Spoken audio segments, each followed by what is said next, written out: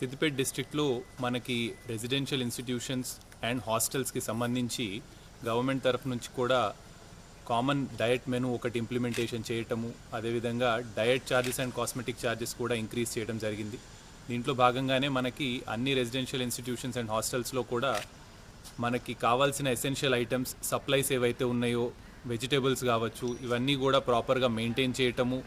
ఎప్పటికప్పటి వచ్చినాయి మన first in first out మెథడ్లో ఎక్స్పైర్ కాకముందే వాటిని వాడుకోవటము, ఏమైనా మనకి రైస్కి సంబంధించి కావచ్చు క్వాలిటీ పరంగా ఏమైనా ఇష్యూస్ ఉంటే ఇమ్మీడియట్గా సివిల్ సప్లైస్ డిపార్ట్మెంట్ నుంచి కూడా దాన్ని రిప్లేస్ చేయడం జరుగుతుంది.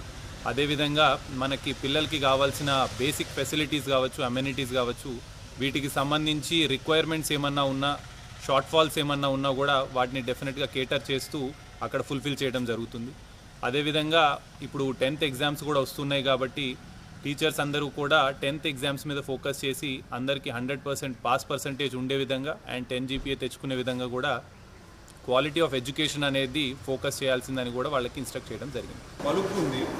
కొంచెం మెత్త